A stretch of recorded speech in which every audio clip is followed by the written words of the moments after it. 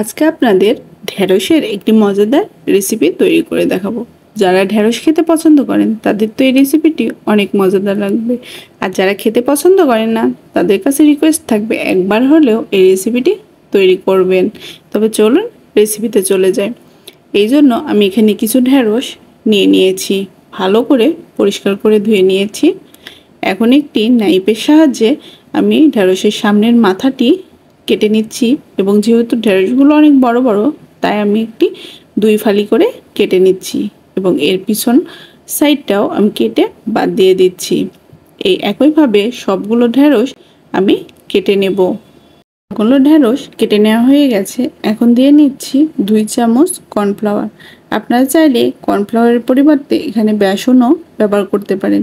আর দিয়ে নিলাম 1/2 চামচ হলুদ গুঁড়ো, দিয়ে নিচ্ছি 1/2 চামচ ভাজা জিরার গুঁড়ো,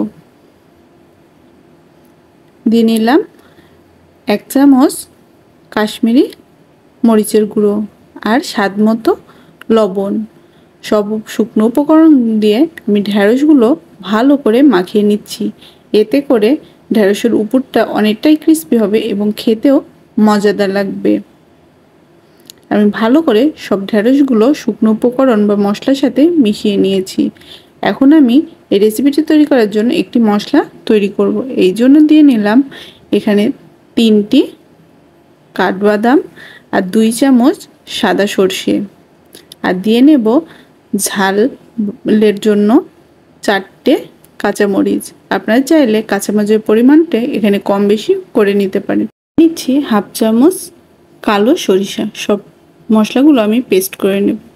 এখন একটি প্যানে আমি পরিমাণ মতো তেল গরম করে নিয়ে তাতে এক এক করে সব ঢেঁড়সগুলো দিয়ে ভালো করে ভেজে নেব। অবশ্যই ঢেঁড়সগুলো ভাজার সময় চুলার আঁচটি মিডিয়াম আঁচে রাখবেন। যদি এখানে লো আঁচে করতে যাই তাহলে ঢেঁড়স থেকে জল ছেড়ে দিবে এবং ভালো করে ভাজা হবে না। আর যদি হাই আঁচে ঢেঁড়সগুলো ভাজি তাহলে উপরটা অনেকটাই পুড়ে যাবে এবং ভেতরটা একদম কাঁচা থেকে যাবে। তাই মিডিয়াম আঁচে ঢেঁড়সগুলো আমি খুব ভালো করে ভেজে নেব। এতে করে ঢেঁড়সের উপরটা অনেকটাই ক্রিস্পি হবে এবং রেসিপিটি খাবার সময় কিন্তু অনেক বেশি মজাদার লাগবে। আমার এই রেসিপিটি যদি আপনাদের ভালো লেগে থাকে আর আমার ফেসবুক পেজ থেকে দেখে থাকেন, অবশ্যই আমার পেজটি লাইক করবেন, ফলো দিবেন, আর বেশি বেশি করে ফ্রেন্ডস এবং ফ্যামিলির মধ্যে শেয়ার করবেন। আমার ইউটিউব চ্যানেল থেকে দেখে থাকলে অবশ্যই আমার চ্যানেলটি সাবস্ক্রাইব করে রাখবেন এবং পাশে থাকা বেল আইকনটি ক্লিক করে রাখবেন। এতে করে আমি ভিডিও দেওয়ার সাথে সাথে আপনার নোটিফিকেশন পেয়ে যাবেন। যারা এই কাজগুলো করেছেন তাদেরকে অনেক অনেক ধন্যবাদ। আর যে নতুন বন্ধু আমার চ্যানেলটি ভিজিট করবেন তারা অবশ্যই সাবস্ক্রাইব করে আমার চ্যানেলের পাশে থাকবেন। ঢেঁড়সগুলো খুব ভালো করে ভাজা হয়ে গেছে। এখন আমি ভালো করে উল্টিয়ে পাল্টিয়ে চারপাশে ভেজে নিচ্ছি। একদম পারফেক্টভাবে কিন্তু ঢেঁড়স ভাজা হয়ে গেছে।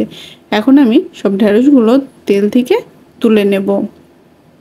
যারা ঢেঁড়স একদমই পছন্দ করেন না তারা অবশ্যই এইভাবে একবার বাড়িতে তৈরি করবেন। আপনারা এর স্বাদ কিন্তু একদম ভুলতে পারবেন না। যেহেতু এটি একদম নিরামিষভাবে এই রেসিপিটি তৈরি করব, তাই এখানে কোনো ধরনের পেঁয়াজ রসুনের ব্যবহার আমি করব না। ঢেঁড়স ভাজার তেলের মধ্যে আমি দিয়ে নিচ্ছি ফোড়নে একটি শুকনো মরিচ আর 1 চামচ পাঁচফোড়ন, আর সেই করে রাখা পেস্ট এখন আমি তেলের উপরে দিয়ে নিলাম। কিছুক্ষণ ভালো করে নেড়ে চেড়ে আমি হালকা আঁচে এই সরিষার পেস্টটি ভালো করে ভেজে নেব। আপনারা চাইলে এই সরিষার পরিবর্তে এখানে পোস্তদানাও ব্যবহার করতে পারেন।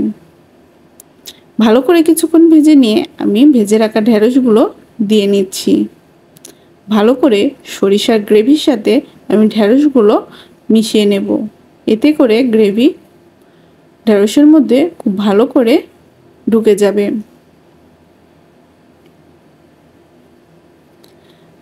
এখন দিয়ে নিলাম 1/2 চামচ হলুদ গুঁড়ো।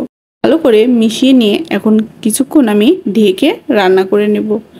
এখানে চাইলে আপনারা যদি এখানে ঝোল ঝোল গ্রেভি পছন্দ করেন তাহলে জল ব্যবহার করতে পারেন। আর যারা একদম মাখানো ঢেঁড়সের এই রেসিপিটা খেতে চান তারা এইভাবে ঢেকে রান্না করবেন। এতে করে ঢেঁড়সগুলো একদম পারফেক্টভাবে সিদ্ধ হয়ে যাবে আর কোনো ধরনের জলের প্রয়োজন হবে না।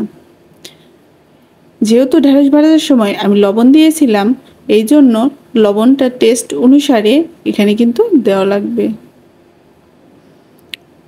ঢাকনা খুলে আমি খুব ভালো করে নেড়েচেড়ে ঢেঁড়সগুলো মিশিয়ে নিচ্ছি। আর ঢেঁড়সগুলো কিন্তু একদম পারফেক্টভাবে সিদ্ধ হয়ে গেছে।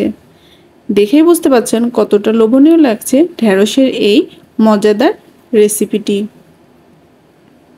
এখন এখানে টেস্ট অনুসারে আমি 1 চামচ চিনি দিয়ে নিচ্ছি। যেহেতু এটি একদম নিরামিষ রান্না, তাই চিনি দিলে এখানে কিন্তু টেস্টটি অনেকটাই ব্যালেন্স করবে। রান্না আমার একদম হয়ে গেছে। এখন আমি আপনাদের সার্ভ করে দেখাচ্ছি। এই রেসিপিটি বাড়িতে যদি একবার তৈরি করেন, সবাই আপনাকে বারবার তৈরি করতে বলবে। আশা করি আজকের এই রেসিপিটি দেখে আপনারা বাড়িতে একবার হলেও এই রেসিপিটি তৈরি করবেন আর আমাকে কমেন্টে জানাবেন আপনাদের কাছে ঢেঁড়সের এই মজাদার রেসিপিটি কেমন লেগেছে। আর আপনাদের যদি কোনো রেসিপি রেকমেন্ডেশন থাকে আমাকেও কমেন্টে জানাবেন, আমি চেষ্টা করব সেই রেসিপিটি তৈরি করে দেখানোর জন্য। আর এই রেসিপির পুরো উপকরণ আমি ডেসক্রিপশনে দিয়ে রাখবো, আপনারা চাইলে সেখান থেকে দেখে নিতে পারেন। আজকে এই পর্যন্তই, নতুন একটি রেসিপি নিয়ে হাজির হয়ে যাব। ততক্ষণ পর্যন্ত সবাই সুস্থ থাকবেন, ভালো থাকবেন। ধন্যবাদ সবাইকে।